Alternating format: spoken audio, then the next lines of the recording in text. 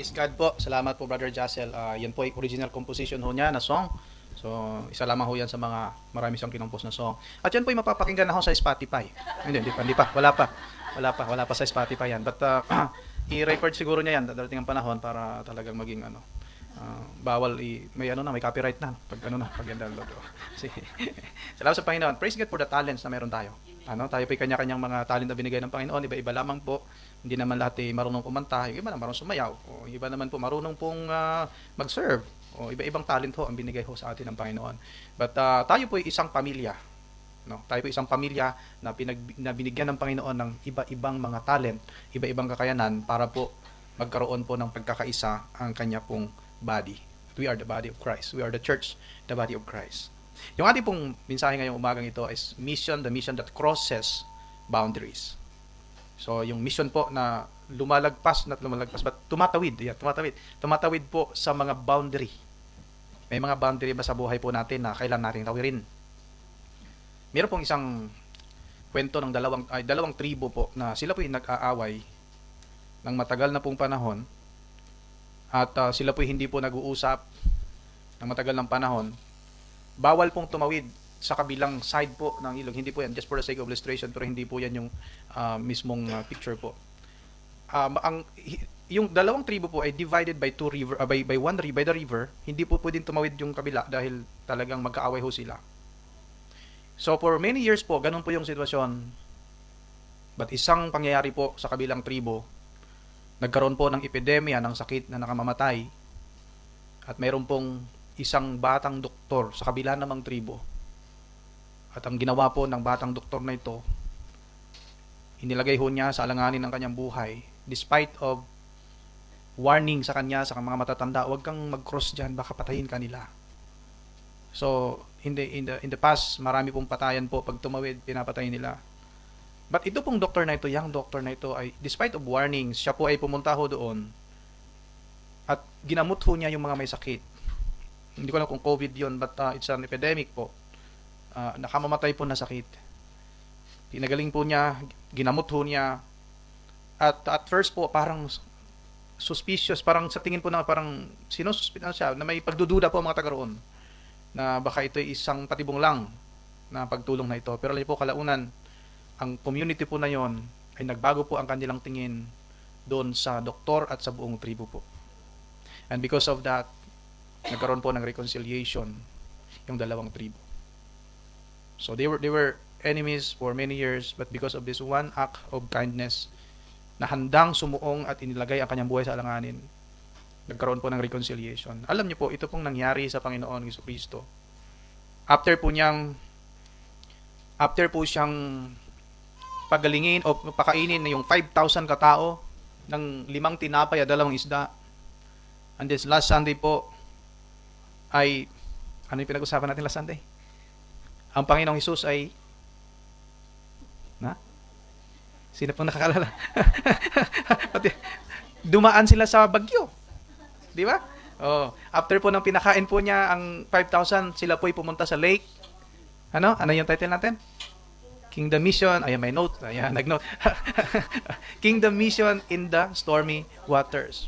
So after po ng Panginoong Hesus ay pinakain po niya yung 5,000, sila po ay tumawid sa kabilang lake at nagkaroon na po ng storm. That's chapter 4. O sila po ay parang hindi maganda yung tingin po nila, nilook down po nila mga ito. And there Jesus met a Canaanite woman,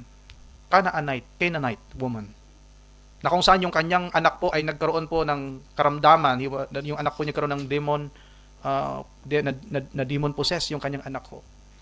At siya po ay lumapit sa Panginoong Hesus para po mapagaling yung kanyang anak.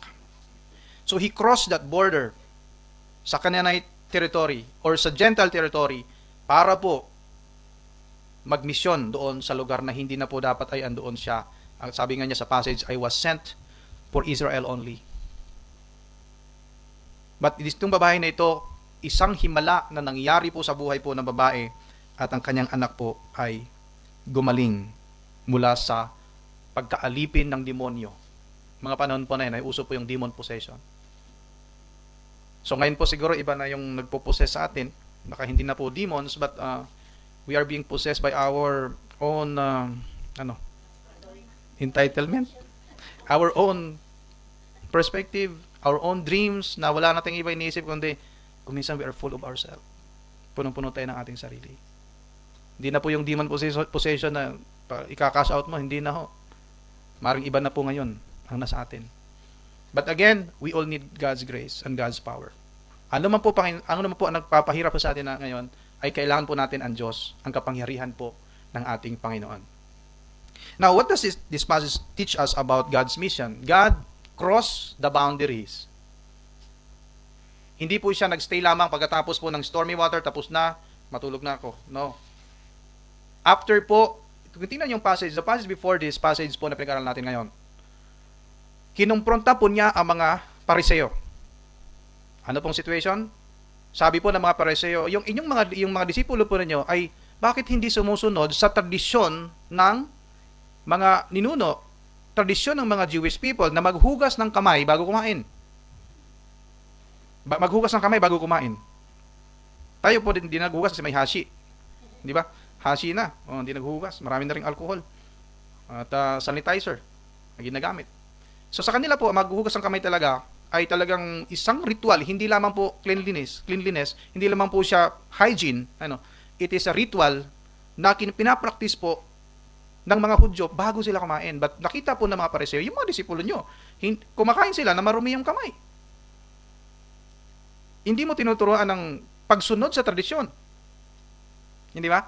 If you are really for Israel, dapat sinunod mo yung tradisyon nating mga ninuno.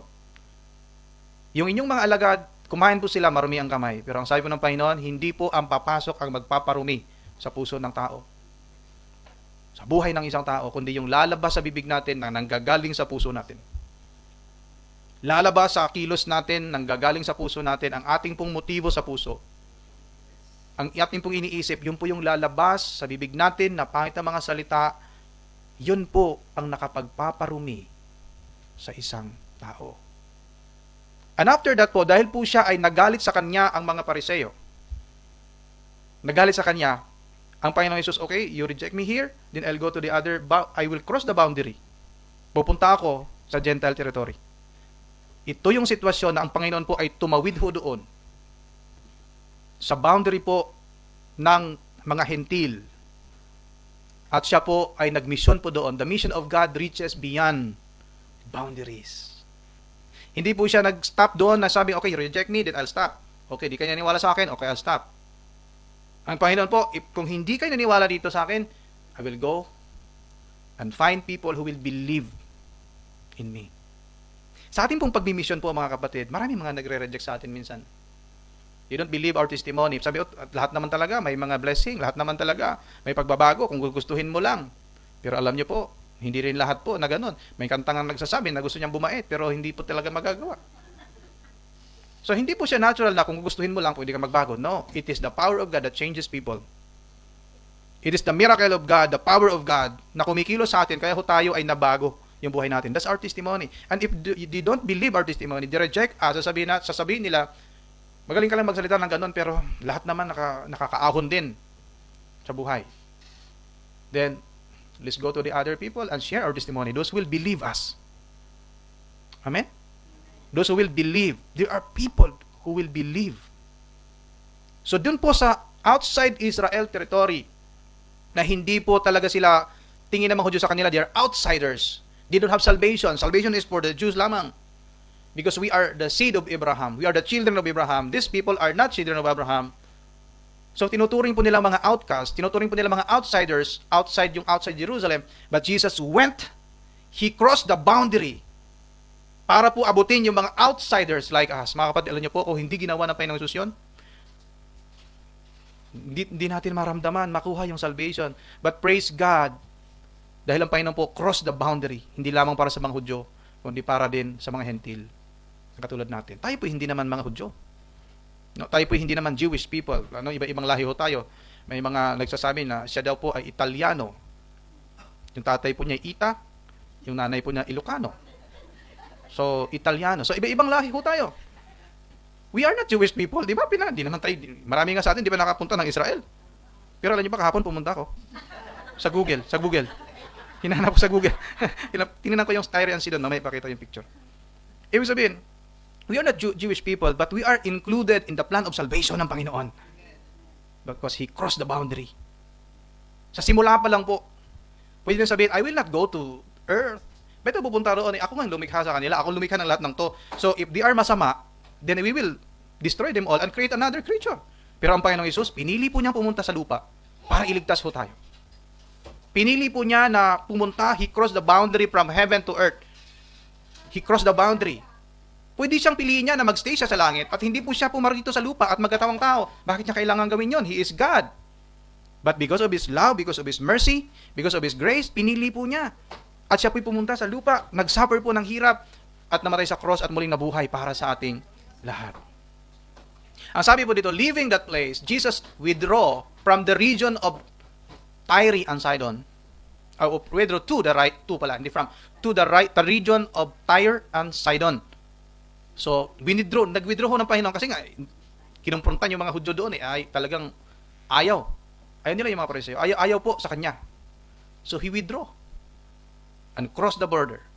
And a Canaanite woman from that vicinity came to Him, crying out, Lord, Son of David, have mercy on me.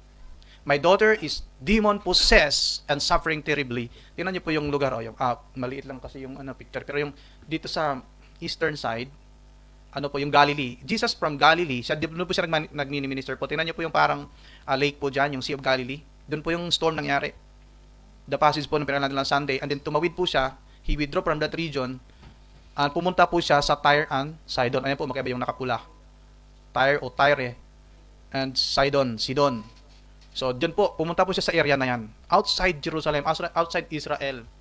So, he withdraw at na-encounter nga po niya ang demon-possessed. So, isang pala isipan ho. Paano nalaman po ng babae na ito na ang Panginoon Jesus ay pupunta roon? So, siguro may nag-text sa kanya? Or nag-live si Jesus, pupunta ako dyan, kita-kita tayo. No, wala po. Wala pa sila mga ganon. Wala pong announcement. Pero ito pong babae na ito, she anticipated the coming of the Lord sa kanyang lugar. Nabalitaan po siguro niya. Inabangan po niya. Alam niyo po, kung tayo talay nais ma-bless ng Panginoon, abangan po natin ang kanyang presensya. Amen. Every morning as we wake up, we expect the presence of God, we desire of the presence of God, and we will experience His miracle, we will experience His power as we desire. Napakahalaga po yung salitang desire, mga kapatid. You desire things, gusto mong magkaroon, bago mo nakamit yung bagay na yon, nagsimula yan sa isang desire. Gusto mo ng iPhone 17 Pro? Pro Max na? Oo. Sa akin, Max lang eh. Yung candy? Oo. So, nagsimula yan sa isang desire. Siyempre, magtitipid ka nun. Para mabili mo. So, lahat ng bagay po na meron tayo ay nagsisimula sa isang desire. Ang babae po nito ay she desired, alam po niya, kasi kilala po niya na ang Panginoong Jesus ay nagpapagaling ng may karamdaman. So, nandun siya, believing that Jesus can heal her daughter. Daughter ba? Daughter. Na demon-possessed. Alam niya na ang Panginoong Jesus ay may kapangyarihan. When we come to the Lord, we have to believe that He can do amazing things. When we come to church, we have to anticipate, we have to believe that in the church, I will meet the presence of God. I will worship Him here, together with my brothers and sisters. That's an anticipation. That's a desire. Pupunta ako at we congregate with one another. Commune with one another. That's a community. Kaya tinatawag tayong community. Community of believers. Community of Christ. The church is a community of believers. Sa lahat ng sumasampalataya sa Panginoon. Napakaganda po ng tagpo na ito. He crosses boundaries.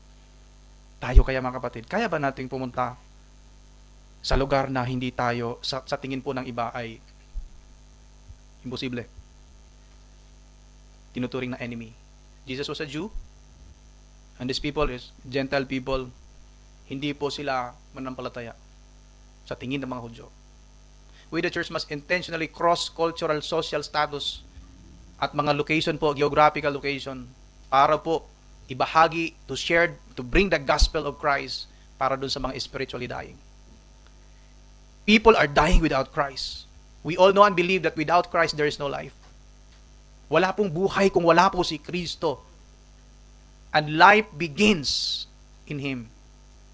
Simula po nang tayo po natagpuan natin ang Panginoong Hesus ay nagsimula po ang buhay. Life starts in Christ. Alam niyo po, theologically speaking, we were dead because of our transgression. According to Ephesians chapter 2. We were dead because of our transgressions and sin. Tayo po ay namatay ang ating spiritual na buhay because of transgression, kasalanan, sa ating pagsalangsang sa salita ng Diyos sa kanyang kalooban. We were dead. So with this truth, ibig sabihin, without Christ, lahat po ay dead. Tayo po ay patay nung hindi pa natin natagpuan ng Panginoon Hesus at nagkaroon ho tayo ng buhay. Ang tawag dito is awakening.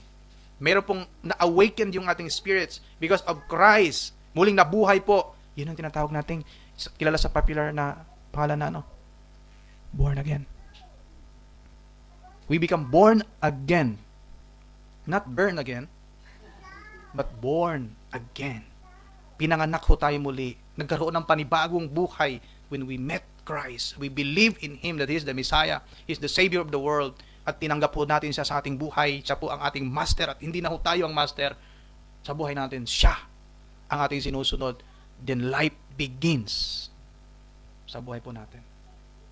Life begins. Are we willing to cross boundaries para ibahagi ang grace na ito doon sa ating mga kaaway? Simulan po natin sa ating mga tahanan. No? Simulan po natin sa ating pamilya. Those people na sa ating mga katrabaho na tinuring tayong kaaway, we'll cross the boundary and reach them, share them the Word of God. Kasi po kung hindi natin magagawa ito sa mga tao na kapaligid sa atin, how can we be a missionary doon sa iba kung sa ating sarili po ay hindi natin kaya? Even our life. Meron pa ba mga boundaries sa buhay po natin personal na kailang pasukin ng Panginoon? Open that boundary, kapatid. Open the border of your life so that Christ can come in. Baka sa buhay natin meron pang naka-reserve. Di ba, sa mga restaurant, sa mga establishment, meron staff only. So hindi po pwedeng papasok yung meron pa tayong mga reservation pa. Or inuhupin natin lahat ng silid ng ating buhay sa Panginoon Kristo. Lord, you can come in every time. Anytime you can come in sa buhay ko na ito. Dito sa area na to, dito yung pride.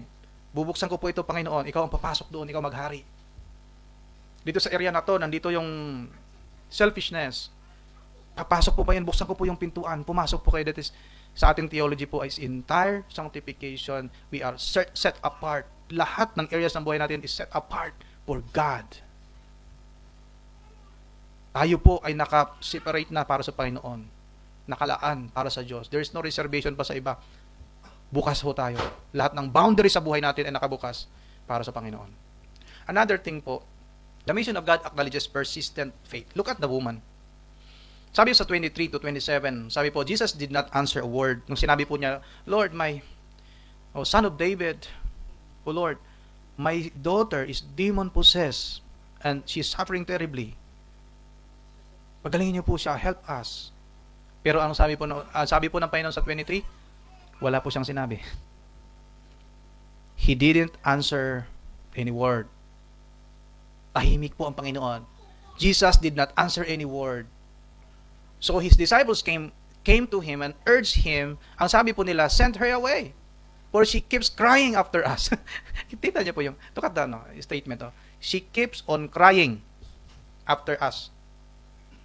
If you imagine the situation, naglalakad daw silang grupo, at mayroong umiiyak po na sumusunod.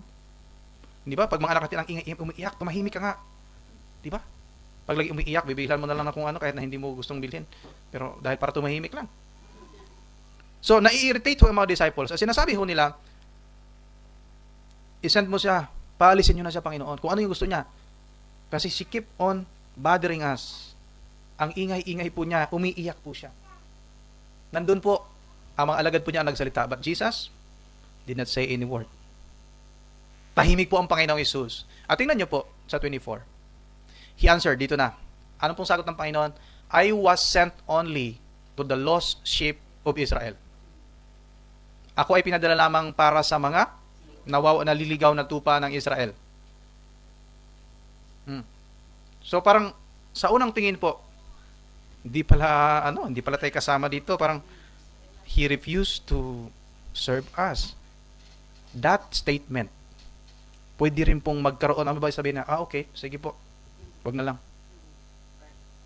Kasi hindi ka naman pala pinadala para sa amin, sa Israel lang. Dapat doon ka na sa Israel. Hindi ba? Kung pila sa po may babae, tingnan niyo po. Pwedeng isipin ng babae, kung doon ka lang sa Israel, bakit ka napunta dito? Dapat hindi ka na pumunta dito kasi hindi naman pala kami kasama. Hindi ba? May mga ganun po. Kung ganun mag-isip yung isang tao, hindi naman pala kayo kasama. Bakit po? Bakit kayo pumunta? Alam niyo po, ang babae, hindi po siya ganun magsalita.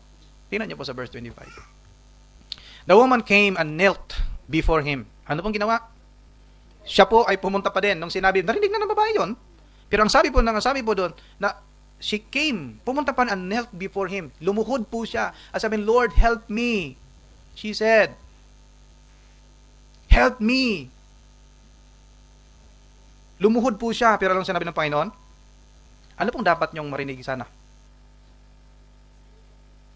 Yes, I will help you. Pero ang sinabi ng Panginoon Jesus, naging judgmental na kayo ngayon, mamaya po ipaliwanag ko mamaya. Ang sabi po ng Panginoon Jesus, He replied, it is not right to take the children's bread and toss it to the dogs. This is statement. Kung isipin po natin, it's an insult. It seems like an insult and disrespectful to the people, to a person who needs help. Ano? It is not good for the bread na ibigay po sa mga aso. It is not right to take this bread. But she said, tingnan niyo po ang babae, no? Even the dogs eat the crumbs that fall from their master's table. Yung mga mumo, na may mumo kasi yung peach na ano din diba? Mumo, mumo naman yung multo. Nalalaglag yung crumbs na nalalaglag sa lamesa po. Lamesa is Espanyol, no? Sa hapagkainan. Sa hapagkainan ng kanilang master, kumakain po doon. Even the dogs. Look at the fate of this woman. Do you think Jesus intended talaga na i-reject na yung babae? Sa tingin nyo? So what's the motive behind these words? Why Jesus said those words? Saktan niya yung babae? No. Jesus said this word for the sake of His disciples. He wanted to teach His disciples and everyone there na according kasi sa paningin ng mga Hudyo po, these people are dogs. According to the perspective of the Jewish people, these outsider people are dogs. They don't have any part of the blessing from Abraham, from God. So yun yung perspective po ng mga Jewish people. Jesus said this for the sake of His followers. Para makita po nila, even the dogs, pwede pala ang grace ng Panginoon dito po. As long as you have faith in Him. As long as you have persistent faith. And if we look at the woman's faith, if we study it more, di natin sa isang oras lang ng preaching. You study it more sa inyo pong mga tahanan. Gaano po kalalim po ang panampalataya na babae after hearing those words? Hindi ba? She has every reason to stop. Pero imbis mo siya mainsulto, siya po'y nagpapatuloy, lumuhod po siya, at hiniling po niya patuloy ang grace ng Panginoon. Lord, help me. Ito yung anak ko. Nahihirapan po siya sa demonyo po na pumasok sa kanya. Even the dogs. What kind of faith is this? How great is this faith? No? What kind? Faith? Dona fito. Cinco. Dona cinco garemas. Anong klaseng faith ito? Even the dogs, even the crumbs, kakain po dun sa, Lord, kahit na ambon lang. Kasi kung sa Israel man yan ang blessing, kahit ambon lang yung sa akin. Pagalingin lang yung anak ko. What a faith. Mga kapatid, naranasan na po ba natin ito? Na despite of discouragement sa buhay natin, we still believe God. We still choose to worship Him. Despite of discouragement sa ating kapaligiran, despite of hearing words of insults and disrespect sa buhay natin, discouragement, may mga bagay na nanghihina ko tayo, sa mga sitwasyon na nanghihina po tayo, but despite all these things, tayo po'y pinili pa rin nating sumamba sa Diyos. Pinili pa rin nating lumuhod at manalangin at sabihin, Lord, you are still in control of every situation. You are God, most powerful. Ikaw ay aking sinasamba. Ikaw ay aking tagapagligtas. Panginoon, ang sarap po na sambahin ng Panginoon sa gitna po ng pagsubok. That's why God allow challenges sa buhay din natin. Kasi po, the more we are experiencing these difficult times, the more God can fill us with His presence, with His Holy Spirit. Maranasan ho natin ang Kanya pong pagkilo sa buhay natin. Just believe. Maniwala ka lang sa Panginoon. Have this persistent faith. Do you believe that God can do amazing things in your life also? Shinji rarimasu ka? Shinji rarimasu ka? Believe that God can do something. Are you suffering from whatever, ano bang sitwasyon mo ngayon? Suffering po, kung minsan hindi naman po talaga yung mga suffering natin ay galing po sa outsiders, minsan sa sarili natin, sa sarili nating pamilya. Dahil sa mga asawa po niya mga Hapon. Hindi ba? Different culture. Oh. Nilalambing mo na pero ano? No. Yeah, that's the situation here because we didn't have the concept of love. Japanese people, no? Wala po silang ganon. But maybe that's the boundary that you have to cross in your life. You have to cross that boundary, mga kapatid, para maranasan po natin ang biyaya ng Panginoon, anyang kapangyarihan. After those insults, titigil ba tayo? No. You have to continue believing God can do something sa buhay natin at sa ating pamilya. Itong Canaanite na babae po na ito, believe persistently. She persevere sa kanyang panampalataya. Nagpatuloy po siya sa kanyang panampalataya, pagtitiwala sa Panginoon, at naranasan po niya ang kapangyarihan ng Diyos. If we don't give up on this life, we will experience His mighty power. Nais mo maranasan po every moment ang presensya ng Panginoon. Don't give up. Don't give up. Marami sabing quitters don't win. Yung mga nag-i-stop po, hindi po sila mananalo, magtatagumpay. Talaga naman, tumigil ka na. Imagine this woman po. Kung tumigil ho siya, di niya maranasan yun. Yung anak niya, nahihirapan pa din. But she don't give up. She didn't give up. That's why she experienced this miracle sa buhay niya at sa kanyang anak. Kung minsan po malapit ka na sa victory but you give up, isang hakbang na lang sana. Isang tulog na lang. Pero nawala pa yung panampalataya mo doon. So wala na, hindi napunta sa'yo. Hindi ka habulin ng Diyos na ganito, dito ka lang. No, God give us freedom. God give us freedom. Hindi niya dinidiktahan lahat ng galaw natin. Amen? Hindi niya dinidiktahan at tinatali tayo na dito ka lang, itali kita dito. God give us freedom. He honors our decision. He honors our faith. So ano dapat natin gawin? We have to continue believing. Don't give up. Stay in His presence tulad po ng babae na ito. Panghuli po, the mission of God rewards faith and shows grace. After all the requests of the woman, sabi po sa verse 28, then Jesus said to her, ito na po, yung pinaka-climax ng story. Jesus said to her, woman, you have great faith. Your request is granted. Nakamaganda, no? Siguro ito yung pinakagandang gusto nating mapakinggan. Hindi ba? Pag nagpaalam kayo sa inyong mga boss at na magyasumi, ano? Tapos sabi ng boss nyo, your request is granted. Hindi ba ang saya? Yung request mo ay granted. But before po nag-grant po yung request na yon, katakot-takot po na yoroshiku onegaishimasu. Tingnan niyo po yung babae. Tingnan niyo po yung babae. Sabi niyo po, hindi ako pinadala sa Israel, hindi naman para sa inyo. Hindi po tama yung ibigay ko yung bread dun para sa tao pupunta sa mga dogs. Pero yung babae, ang ginawa ng babae, yoroshiku onegaishimasu. Yoroshiku onegaishimasu. Please help me. Tashikite ba yan? Iba. Tashikite kudasai. Iba naman yan, parang rescue yun eh. No? Same pa din. Tashikite kudasai. Yoroshiku onegaishimasu. And because of that, yoroshiku onegaishimasu, ulit-ulit, Jesus granted your request.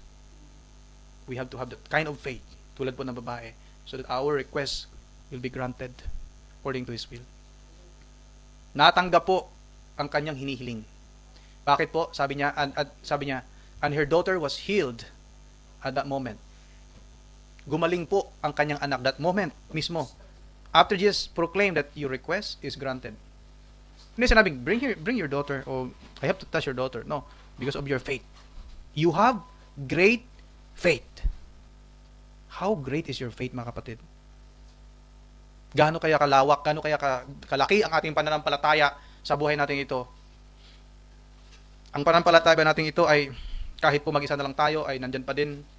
Kahit sa gitna ng pagsubok ay nandyan pa din. Kahit sa pagkatapos ng mga insultong salita, sa mga pambabastos, disrespect, sa mga paninira, andun ka pa rin sa Panginoon.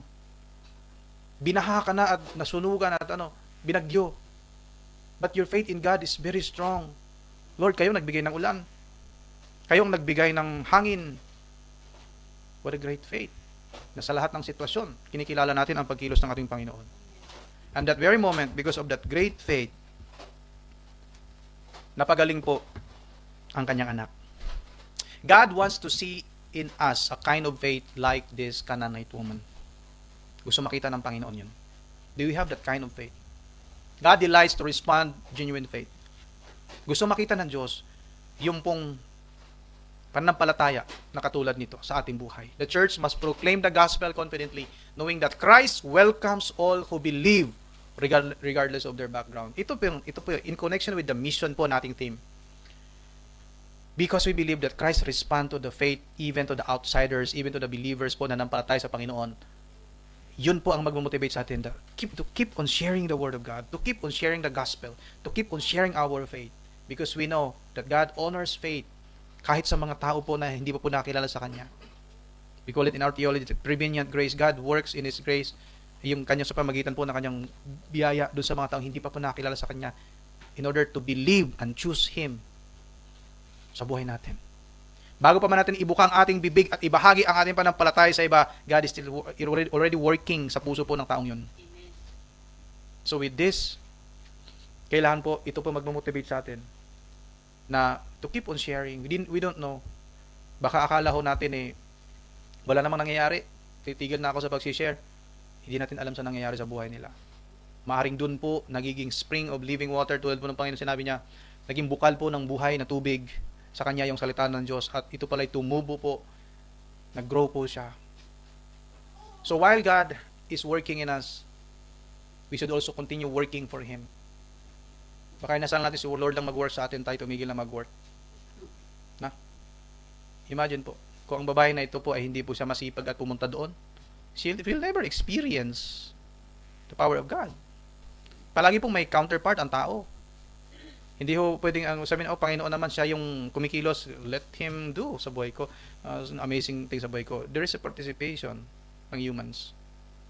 You also have to work for Him. And that is to obey His command. Ano yung command po niya sa atin? To share His word and make disciples in the nation. Sa mga susunod po na linggo at sa mga susunod po na mga araw ng buwan, we'll be learning about how to create disciples, how to share the good news and create disciples, make disciples ng Panginoong Jesucristo. But this time, in conclusion, God's mission crosses every boundary. Jesus welcomed the persistent faith of an unlikely outsider and extended His saving grace beyond Israel. As His followers sa panahon natin ngayon, we are called to take the gospel across every culture, anumang status po ng buhay, anumang pong lugar, geographical barrier, or anumang pong sitwasyon para po sila ay makakilala sa Panginoon so that these people may know Him. That's the mission of God. But will you continue His mission? Jesus did not disciple every one of us. Ang dinisciple po niya ay 12. He focused on the 12. Pero bakit nandito tayo ngayon? Because of the 12. Now, the ball is in our hands. Will we continue that discipleship chain? Handa ba natin ipagpapatuloy ang misyon ng Panginoon?